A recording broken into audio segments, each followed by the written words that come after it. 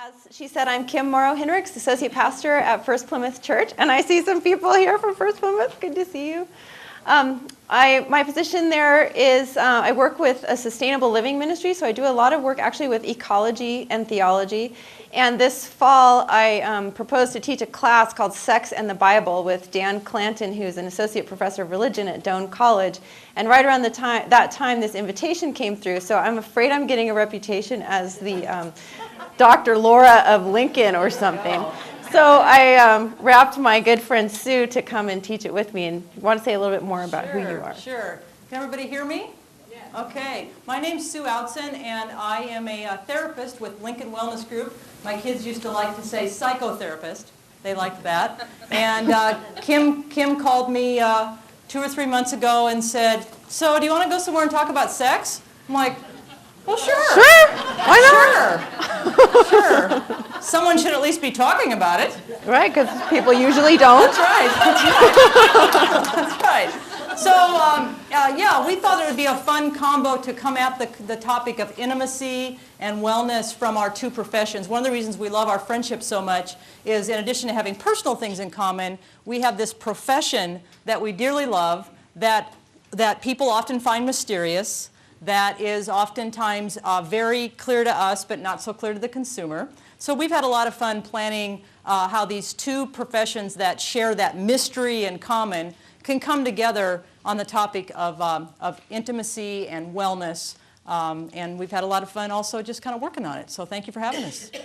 And it is a topic that is, for many reasons, is not something that is talked about in polite conversation. In fact, oftentimes it only gets talked about in offices like yours, usually not in offices like mine even. But it shouldn't be that way. We both firmly believe that sexuality and intimacy is very much a part of life, an important part of life. It does deserve our attention, and we wanted to talk about it with you all today in the spirit of mind-body-spirit integration. So we'll be talking about that. We have a slideshow that is supposed to loop on its own. And we don't have information in our slideshow. We have a gallery of women who've got it. And it's supposed to loop behind us. We'll see if this works. If someone wants to come up and advance this every 2 minutes, that would be a big help. But to start out with, I'd like to start us with an opening devotion. And I have a reading here from the Song of Songs, and then I will offer a short prayer. So hear these words from the Song of Songs. These are the words of a woman, by the way. I am my beloved's, and his desire is for me. Come, my beloved, let us go forth into the fields and lodge in the villages. Let us go out early to the vineyards and see whether the vines have budded, whether the grape blossoms have opened and the pomegranates are in bloom. There I will give you my love. The mandrakes give forth fragrance, and over our doors are all choice fruits, new as well as old, which I have laid up for you, O my beloved. Set me as a seal upon your heart, as a seal upon your arm, for love is as strong as death, passion as fierce as the grave. Let us pray. God of joy and delight and love, let your presence move in the spirit of this room as we come together to bring our hearts and minds together to contemplate this joyous life you have given us, this embodied life full of sights, sound, and sensation. Let the meditations of our hearts and minds be in the service of your love, and let all of this serve to bring us more to life. Amen. So we thought that today could be kind of like the tunnel walk, right? Right before the game, where the players gather, and I don't know what they say because I've never been allowed in there, but probably tomorrow night they'll be saying, "Holy crap, don't let us lose." And we thought that today purposefully could be the send-off. Okay, we noticed we were at the last place on the agenda, and so we thought, you know what, we're going to power down on the, sorry, I'm just struggling with my little doodad here. Don't take that the wrong way. We thought that we would power down on the content and have it be more of an affective hour with you. Does that make sense? That you've had a long day of a lot of rich content, and we thought if we could send you off with just some heart-driven messages about this whole concept of intimacy and wellness and sexuality, that we would have done our job. So toward that end, as Kim and I were kind of planning this, we noticed that we stumbled on words, right? And that we were either joking about the topic, okay, or we were stumbling on the right words. And one reason that the whole concept of intimacy, of especially physical intimacy, is so uninvestigated in both of our professions is that, wow, if a pastor and a therapist who are friends are snickering and can't figure out a way to, have the conversation, then no wonder that lifting us up in terms of education about this topic is difficult. Okay, so that's where we got the idea of, you know what, let's not make it about sex. Okay, that's pretty limiting. Let's make it about this whole concept of sexual wellness. And then as we were talking, of course we had a lot of coffee, then as we were talking, we were thinking, how about that whole concept of it? And then we started to picture, and we apologize for the men in the room, but you still enjoy these ladies too, but that whole concept of the women that we know in our culture or in our lives that have it. You know what I'm talking about? You know what I'm talking about, okay? My mom, until her recent death, used to live at Milder Manor, okay? And I know the ladies that had it there. Right? Right? I remember this one lady, and she wore purple Crocs. Now, when I go to the nursing home, I want to wear purple Crocs. Could you put that on my list? You will. Okay, thank you. And she had, the last time I saw her, she had Halloween socks. Now, it was August, but she had Halloween socks. And every time that a male employee would walk past her, she would say, "There goes a live one!"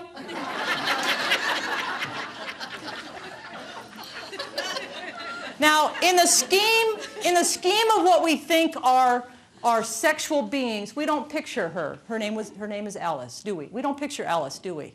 Right? We picture some little 25-year-old, pardon you if you're 25, but, we hate you, okay?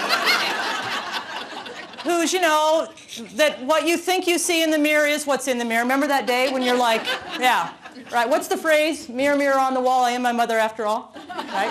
Okay? And so we thought, let's make it about kind of just that big concept of let's all go out and buy purple Crocs. You know what I'm saying? Okay?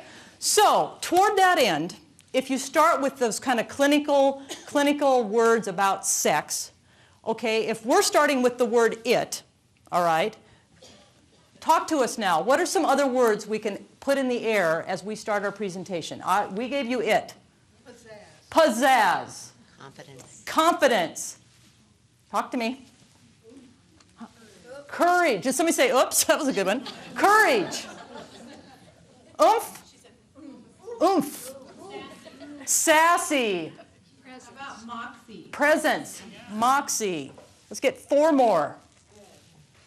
Class. Love that. Class. Vibrant. Joy. Who? Vivacious. Okay, so here's what we think we should do. We're going to talk about psychological and spiritual health. We're going to talk about kind of that notion of how our sense of it shrinks.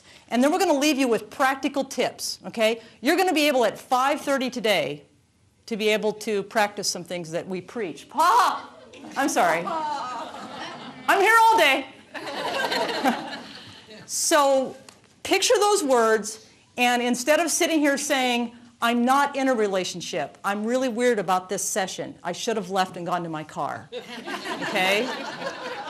Or saying, ooh, this is pretty private, I got other places I can talk about this.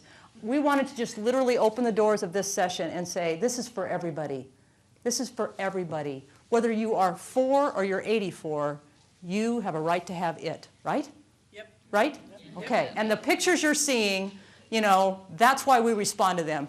That's why when Betty White does a commercial, we laugh. We don't care at all how active her sex life is, up or down. We don't care. We care that she's got it. Right. Okay, so where we're going to take you today is we're going to talk about mind, body, spirit integration, and we're going to approach each of these topics from a pastoral perspective and a psychological perspective. And then we're going to talk about stereotypes and role models for women. Then we're going to talk about definitions of sexual wellness. And then, as Sue mentioned, we're going to conclude by talking about some practical ideas to help you get your moxie on. Moxie on. Get your moxie on. And then we'll conclude, and then we'll have some time for questions at the end. So let's start off talking about mind, body, spirit integration from a psychological point of view. Sue, tell us, what is psychological health anyway? Well, Kim, I have no idea. Here's psychological health. Now, you're getting the world according to Sue Outson. There's other therapists that might give you a different answer, but they're not here. See how that works? Okay? In all seriousness, there's two things I believe with all my therapist heart. And I hope that if you were to ever come see me, you would feel that coming from me in our first 5 minutes. The first thing I believe with all my heart is that strength triumphs weakness. Did everybody hear that in the back? Strength triumphs weakness. People come to therapy and they expect to be on problem island. And they expect to talk about all the people that are doing them wrong. And they expect to go back, and of course we blame it on the mothers, which I hate. I don't like that idea. And what I believe with all my heart is that psychological health is not about problem island, folks. Okay? It's about harnessing our strengths, focusing on what we do well, asking ourselves, when doesn't that happen? Okay? Asking ourselves on a scale of 1 to 10, tell me when it's not a 10. Asking ourselves, yes, I'm sorry she did that to you, but who else at work lifts you up? Okay? So that's point one. I think psychological health is walking around strength-based as often as we can. And even when your life meets its most fierce challenge, I think the people that get to the other side are the ones that can somehow reach in and find some strength, or have someone they love or professionally point out that strength. It's not like all the cool people are in this room and all the losers are at another conference. It's not like that, is it? We all, if we went around and said, you know, how's your week been? We'd all have a different answer. We come to this room on different journeys. And especially for women, what we are so good at is when we're at a good place in our journey, we reach back and we say, come with me, right? Okay? And when we need some help, we reach up and say, please grab my hand. And that transaction's strength-based. When I call Kim and I need something and I say, I am drowning, okay, I am drowning, she's never once said, well, it figures you suck at that. Okay? She says, you can do it. You're really strong. You've done this before. She'll say, you're really good at that. Can you use that to help with this? We do that instinctively as friends, and it annoys me then when you come to my profession why we expect it to be problem island. So everybody with me on point one? Okay? So if you ever meet a therapist, tell them I said that. Test them out. Okay? The other thing I believe with all my heart is that what looks abnormal to me is very normal to you. I think that most human beings that are engaging in what we think are abnormal behaviors are actually trying to put a emotional Band-Aid on something that's hurting, okay? So my work as a therapist in terms of psychological health isn't ever to say, let me take that abnormal, in quotes, coping skill and teach you to let go of it. I find that people fight me on that. Let's take an obvious one, drinking. Someone comes to me and says, you know, I don't like my relationship, I don't like my job. Somebody's going, oh man, she knows me. No. And in the course of our talk, we discovered that you're medicating yourself with alcohol. The way to get you to not come back and see me is to say, let's talk about that alcohol use. That's the last thing you want to talk about, right? Okay?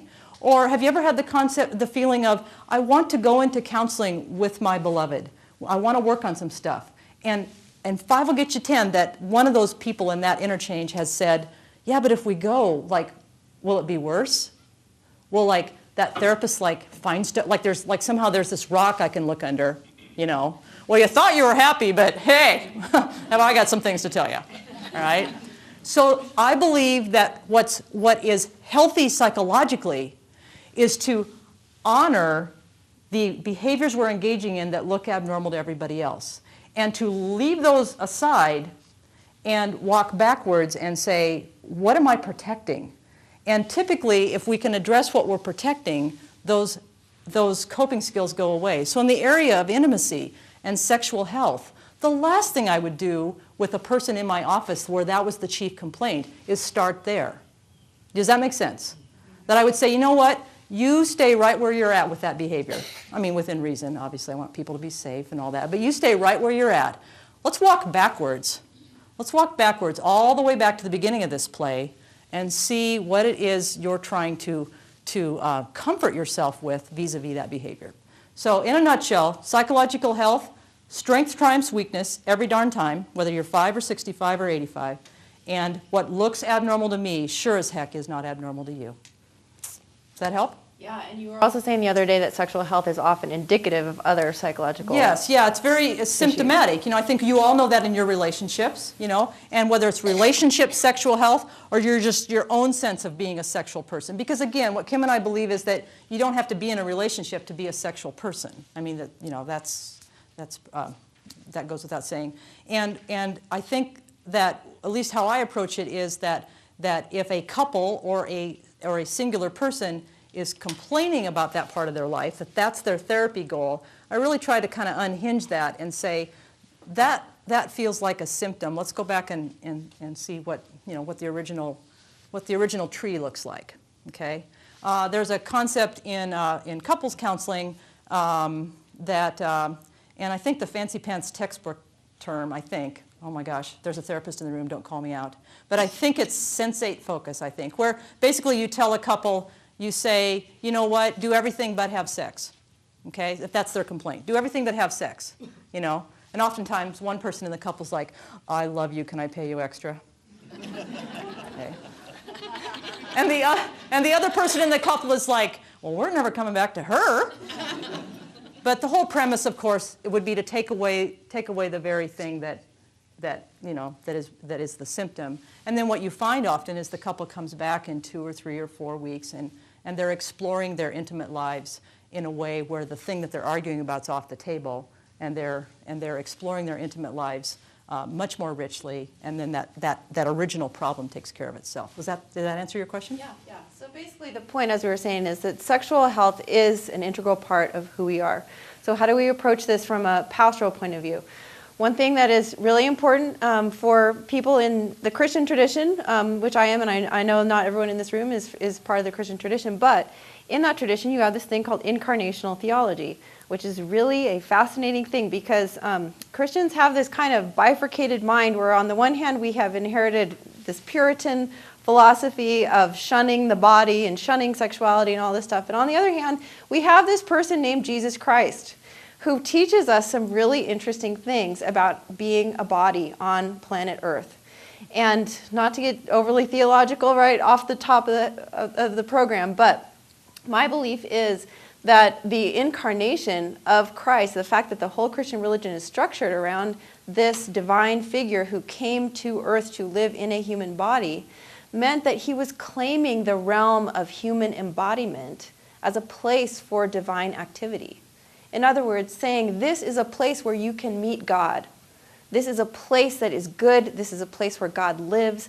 Otherwise, we didn't have to have Jesus Christ walking on earth. We could have just had clouds and Holy Spirit and wind blowing, and that would have been good enough. But earth was important. Soil was important. Bodies were important. Animals were important. And this is something that we come back to over and over again. It's this radical inclusion of the sensual world as part of God's grace, which is an enormous teaching tool for us. As I mentioned a minute ago, Christians are bifurcated. This thing happened, started in the ancient Greek world that divided the spirit from the body. And what happened in these ancient philosophical systems was that the mind was elevated over the body, the male was elevated over the female, the heavenly was elevated over the earthly. And this bifurcation made its way into Christian theology, into Puritanism, into our whole theological and philosophical inheritance, which we're still battling with today. So a lot of times we think, well, if I'm going to be spiritual, I'm going to sit and be quiet and be alone and close my eyes and pray, and that's how I will connect with God. And I'm certainly not going to talk about sex or anything like that when I'm in a spirituality kind of mindset. Well, this has had pretty disastrous consequences for women, for ecology, for our inclusion of a kind of broad-based sexuality or sensuality. And I think sometimes if you have traveled to other countries, you see how in some other cultures they don't have the same problem. I just want you to move away from the screen because they're filming the pictures too. So. Oh, okay. Thanks. Other cultures have more of an earthy kind of inclusion of all realms of life, and we white people tend to have a hard time with that. As I mentioned, I do a lot of work with ecology in my ministry, and this is actually what we're experiencing right now with the environmental crisis and climate change is actually very much related to this same topic, because it's related to this bifurcation we have had between our bodies and the earth and God. And what we need to do now is heal that rift. Healing that rift between the mind and the body split is one of the most revolutionary things we can do, I believe. It allows us to claim who we are as women, women's experience in childbirth, all the stages of life that we go through as women, which are usually not included in our sacred texts, in our spiritual practices. It has huge ramifications to heal this split, and I think that we are being called as a society to address this right now. So Sue talked about what psychological health is. What is spiritual health? I believe that one part of spiritual health is having our beliefs integrated with our practices. There's this wonderful definition of spirituality that I often use, which basically says that spirituality is living according to what our beliefs are about God or ultimate reality, and having that integrated into how we live our lives on a daily basis. So being mindful of our choices, having those choices come from a deep place of knowledge about who we are in the world and who we want to be, how we live. Spiritual health is also about being able to handle vulnerability, right?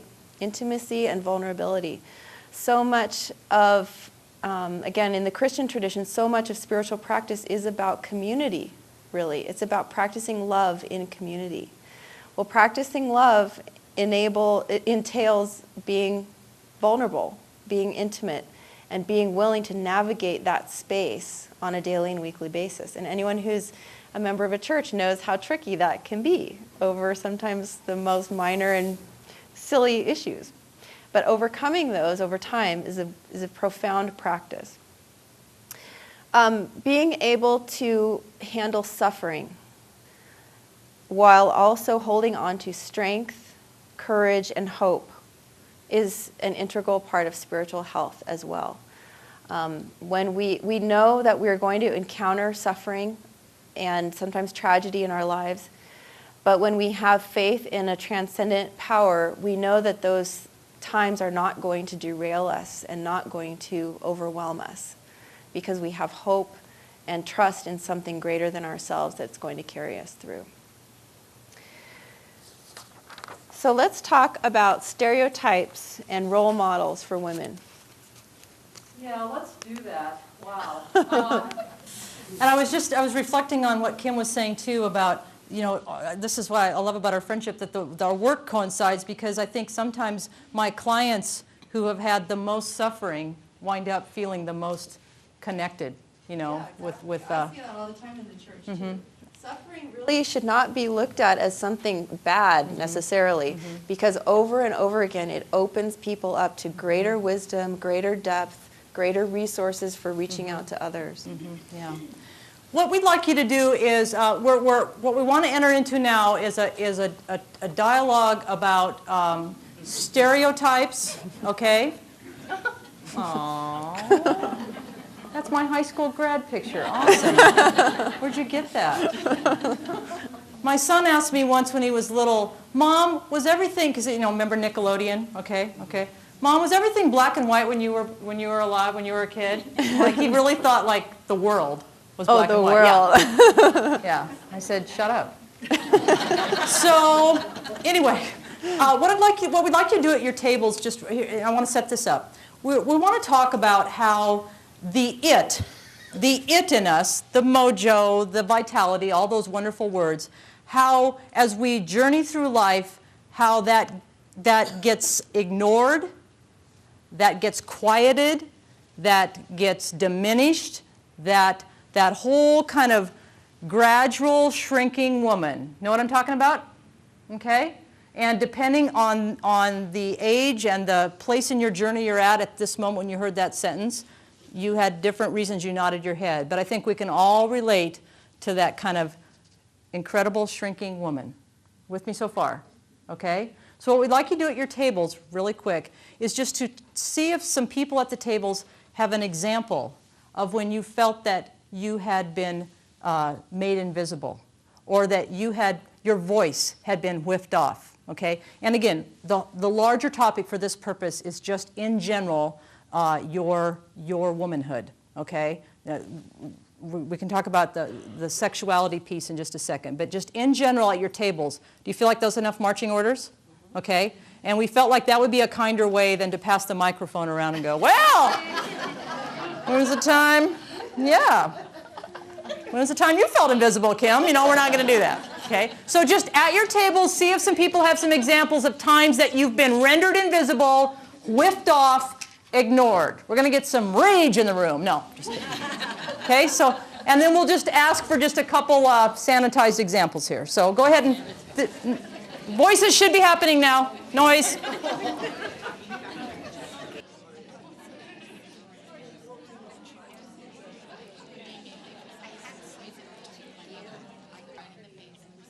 And does any particular table, is anybody comfortable sharing one of the stories that was shared about the incredible shrinking women? Hi. When I was quite young, 20 probably, I was a tax accountant, and it was, you know, I'd been on the job for a while, and I had a man come in and looked around and noticed it was just me there, and so we said, well, yeah, I'd like to have his taxes done, but maybe didn't we have a man around there who knew something? And I was like, gosh. well, actually, we do have a man around here, but he doesn't know very much, and you were far better off with me. But Good for I you. had to fight that. I fought Yeah. that probably for 5 or 6 years until I didn't look so young, Wow. you know, and womanly. That's an interesting example, actually, because sometimes we think of when women get older, they become invisible, but oftentimes when women are younger, they're invisible too. I think anytime anybody has to give a piece of themselves to be acceptable or find acceptance from another person, that takes away from you. Absolutely. If you have to give a little piece of yourself away, you're less than, right? Yeah. It's not about giving pieces of ourselves away in order to be accepted. It's about holding on to all of who we are. Thank you. One last. Sure. I think that certainly applies to people who don't speak English. I'm just thinking of situations where the non-English speakers here and the interpreters here, and the person trying to sell the sewing machine is talking to the interpreter. And that makes me crazy. I don't Yeah. like that. Yeah. Talk to the person you're talking to, not the interpreter. Yeah. These issues are very much tied to race, class, ethnicity, gender. It's all tied together. It can be a potent combination. So when we think about intimate health, and that's really kind of the term that Kim and I arrived at, was intimate health, and that could mean really any part of your life, your relationship, your world. Doesn't it start with saying, I will not be invisible, you know? And it starts with lifting someone up who doesn't even know they're being rendered invisible or is so used to it, okay? Back to your example, you know, you were, I'm so grateful you were there. So when I think that the way that we bust through stereotypes is one moment at a time, refusing to surrender to that, right? Okay?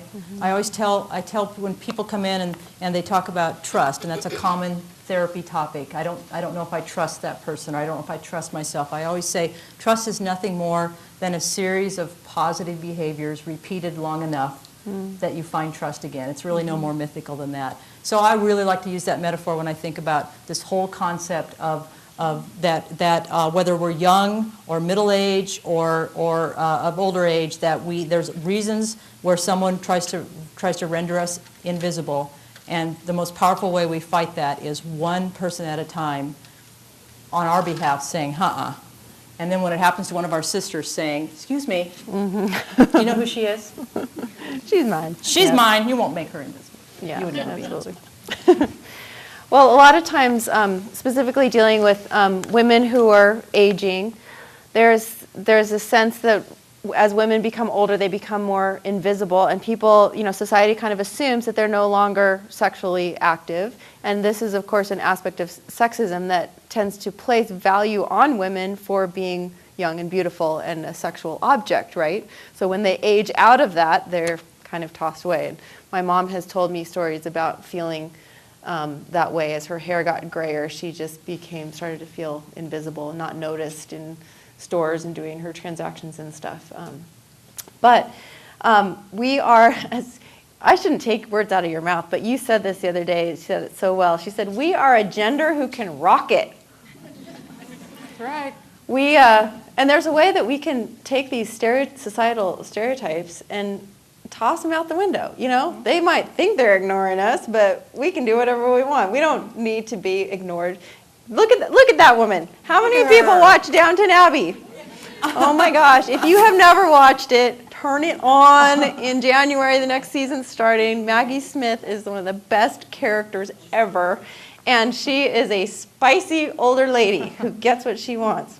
Now, one more thing about stereotypes, which the irony is that we are there's attempts made to render us invisible, and yet study after study after study shows that which gender does better alone? Women.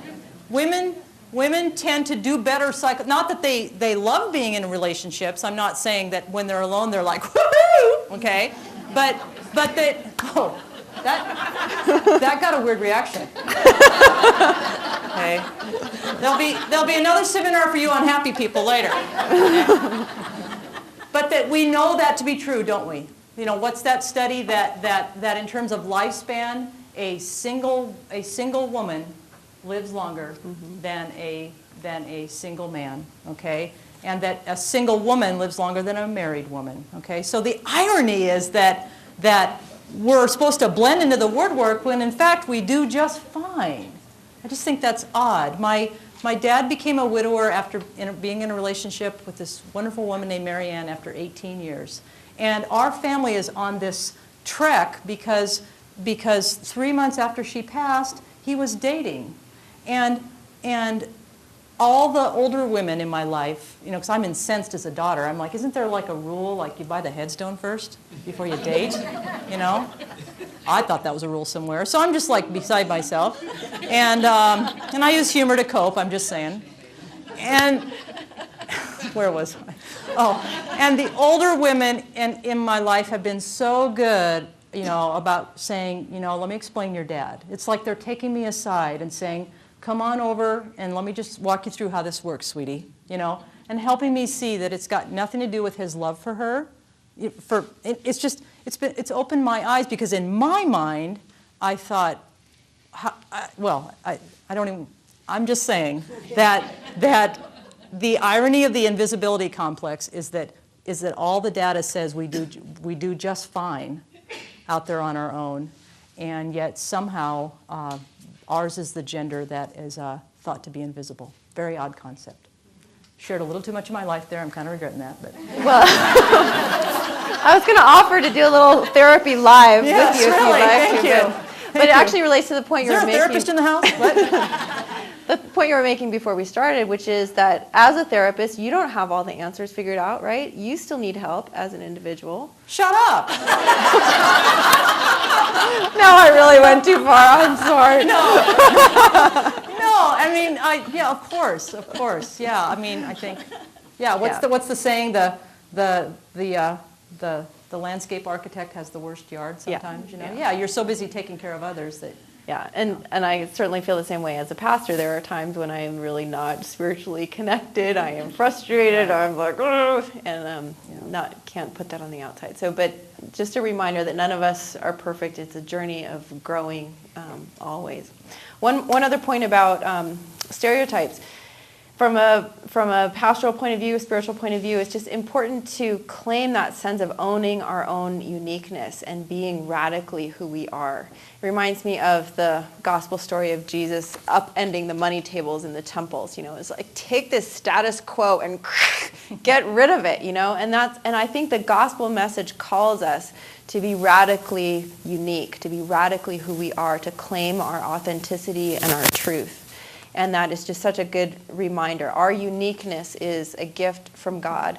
And that's why, that's my daughter, by the way. Speaking of gifts. When we claim who we really are, like the women who I chose to include in this presentation, you know them, right? You know that they are women who have this sense of seasoned uniqueness and authenticity, and many of them are doing something really interesting with their lives. And I was going to say a few minutes ago too, so many women don't come into that truth until the later decades of their lives. So the second half of life is such a rich time, in part because you don't have to deal with all this baggage about being a sex object anymore, or being a mother, perfect mother anymore. There's a freedom, I think, that comes in the second half of life. So and I was also going to say about role models. It's important to, if you are in the Christian tradition and you do look to Scripture for role models, it's important to not take biblical role models as the gospel truths, shall we say.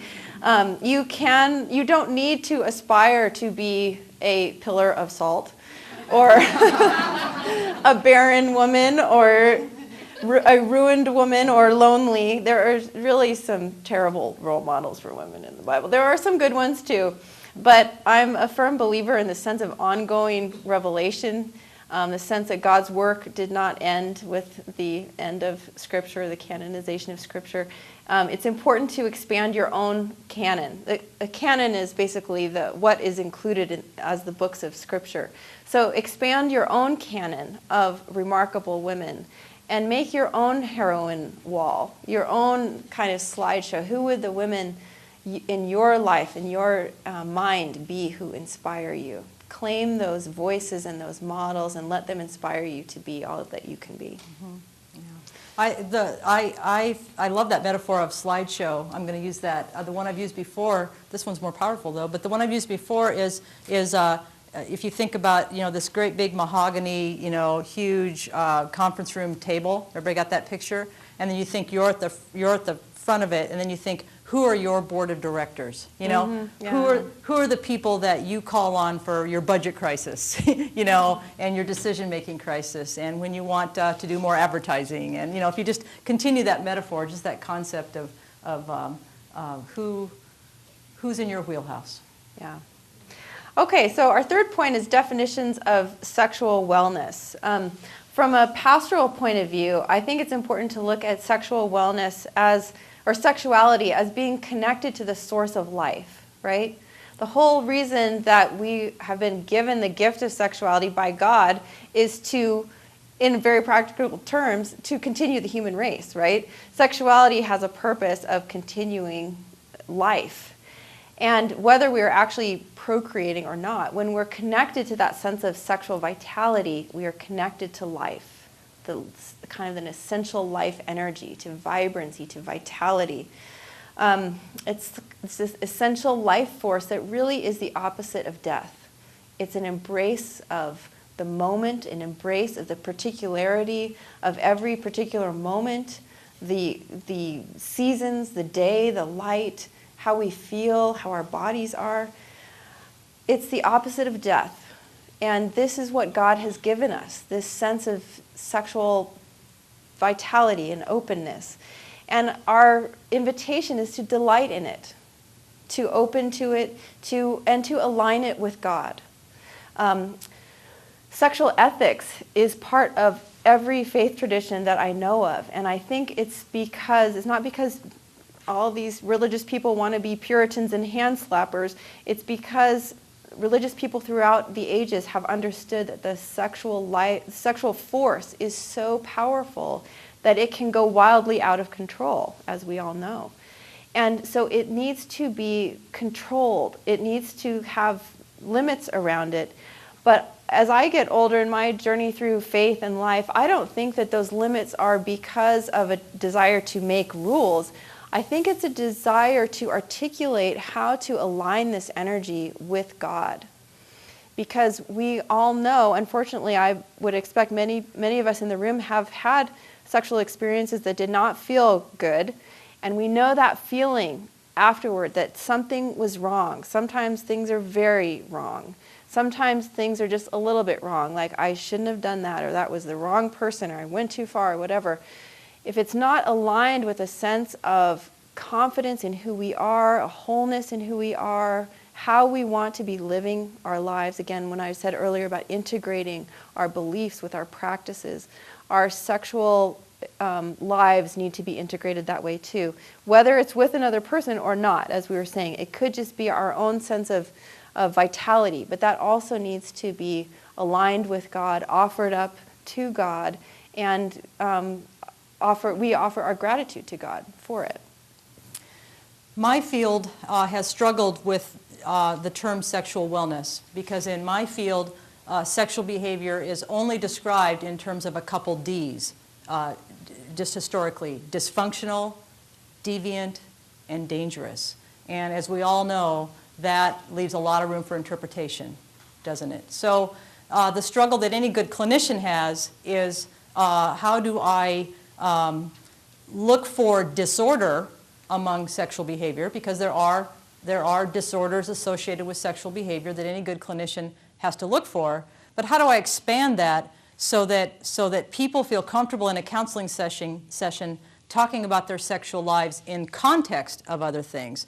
How do people who are not sexually active at that moment feel comfortable talking about it? How do children feel comfortable talking about it? So can you appreciate that in my field, it's more normal to talk about sex from a problematic standpoint. So, I mean, and I'm not the only one, almost every clinician tries to do this, but most of the time what we try to do is we try to then say, okay, those are the principles that our field, that our fancy little, DSM little book goes by, but that we have to do some things so that we invite that topic from a wellness standpoint.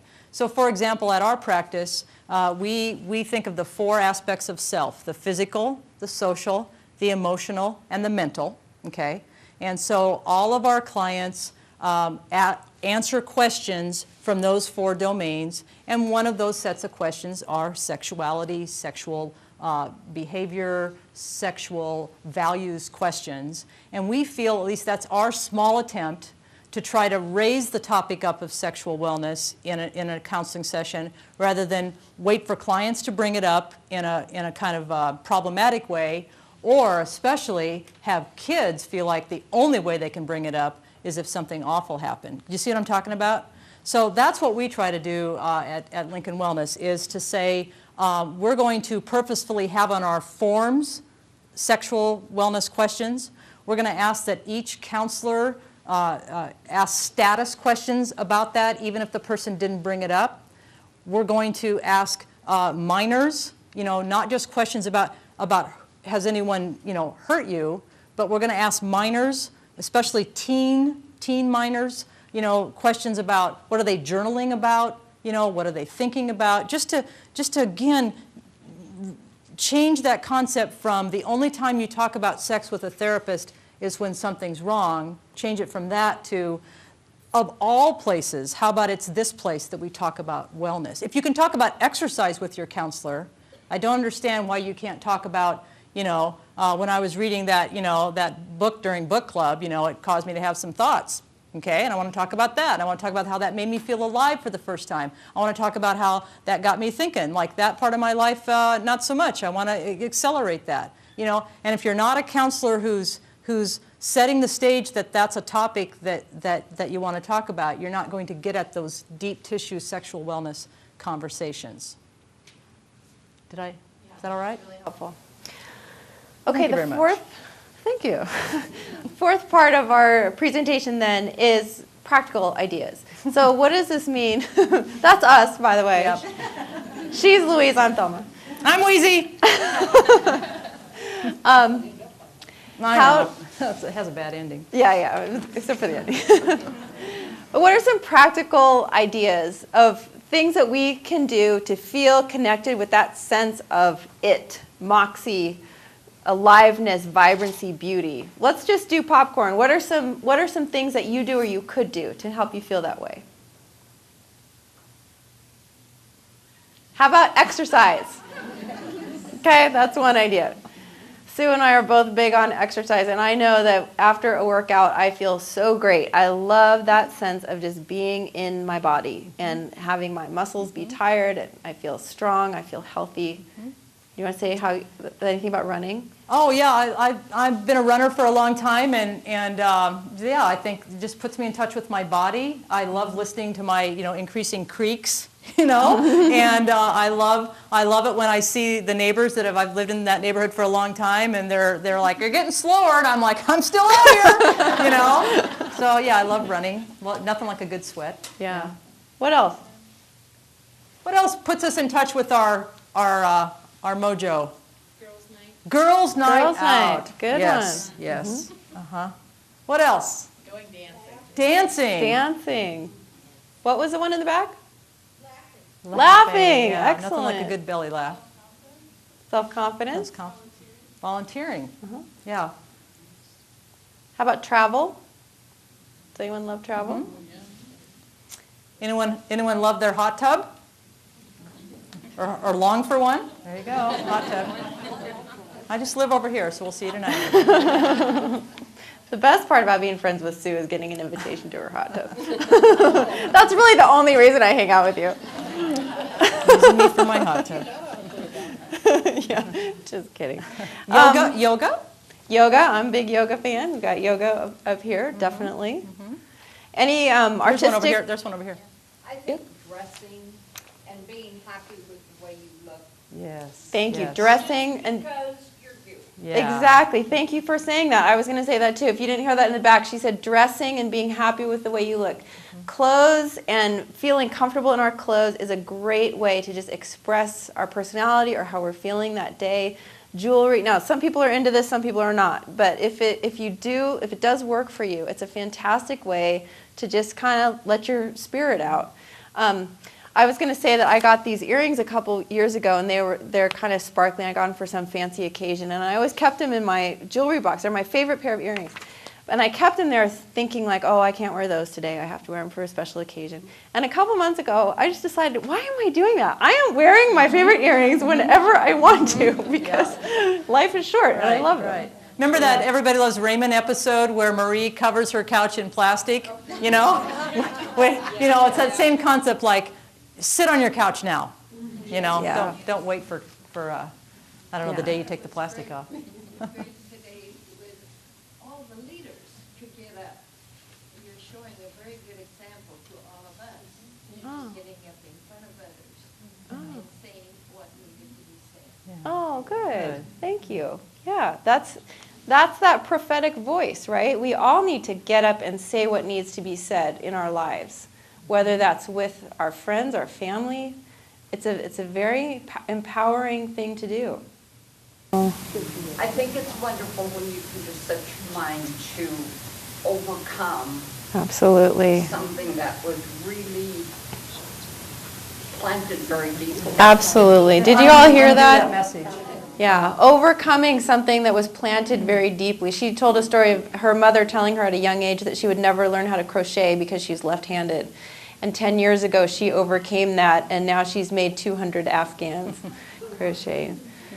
So yeah, absolutely. Learning new things, overcoming struggles is a huge way to get back in touch with that sense of vitality.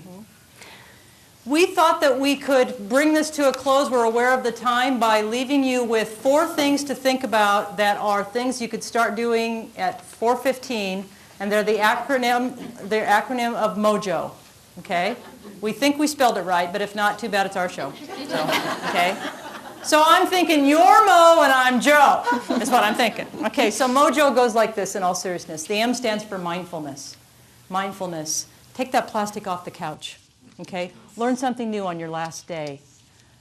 Learn to Afghan left-handed now. Don't say, somebody told me I couldn't.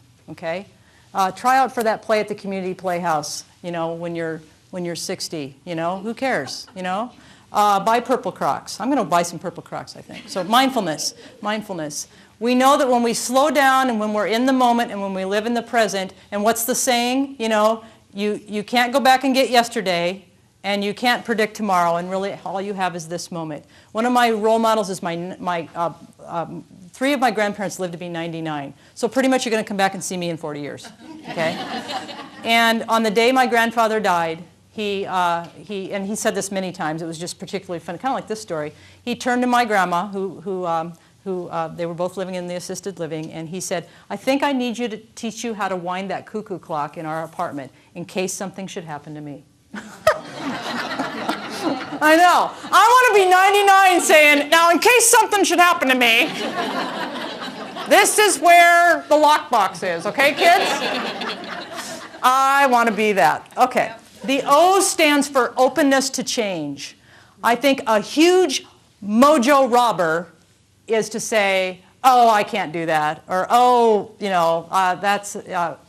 that's stubbornness. Again, doesn't have to be age specific, but I do think as we get older, we get a little more resistant to that, and we think, well, how could I possibly do that? Okay, whether it's writing a book or conquering another fitness challenge or relocating, to be nearer your grandchildren, even though that scares you and you can't imagine driving in LA or whatever it is, to be openness to change. I find that some of my coolest moments when I look back were when I said, I'm glad I did that. All right? And the J stands for joyfulness. I love the distinction between joy and happiness. I love how that changes, that slight word change from happiness to joy. Happiness feels like kind of that senior picture portrait smile, and joy feels like, I'm in my underwear diving into the water, nobody sees me. That kind of just abject joy. And the O stands for others. Our sweetest moments in life, part of what gives us our it, is in the context of each other. If you look at every one of these pictures, they are either responding to a person or a person's with them in the photo, and I don't think that's an accident. Doesn't she look like Ellen DeGeneres, by the way? Thank you very much. So, mojo, those are 4 things that if you're not doing already, you could start doing. They don't cost you any money. You don't need to have a committee, okay? And my guess is those of you that do have it, and I bet it's all of you, already are doing some of those things. Did you get to the second O? Yeah. Or is there? Okay. Others. Others, sorry. I was spacing out there. I got distracted by Ellen. Okay, just a couple concluding thoughts then. Intimacy. Well, what we're talking about is intimacy, right? And one of my favorite biblical stories is Moses and the burning bush. And do you remember what Moses does when he sees the burning bush? Helen, get a towel. No. He takes off his shoes, or he removes his sandals. God tells him, remove your sandals, for the ground on which you are standing is holy, is sacred ground. And that, to me, is a metaphor for intimacy, right? That you're on holy ground, and what do you need to do? You need to remove some clothing, because this is intense. This is an intense experience, and you need to be fully present and fully there. So intimacy is our greatest spiritual teacher. And I think if we review our own lives, we know that in the relationships we've built. It can be a great teacher whether we're in relationship with another person or just with ourselves. We need to practice intimacy, emotional intimacy with our own selves as well. That was one thing we really wanted to make sure everybody walked out of here knowing is you don't need another relationship to feel whole with your sexual self. Right. So in conclusion, these are our pieces of advice for you as you go forth into this beautiful Friday afternoon. Claim your own sense of joy and authenticity. Don't be ashamed. Don't be afraid. Don't let fear ruin your life. Be all of who you are. Be every unique piece of who you are as God made you. Love the world and love others. Amen.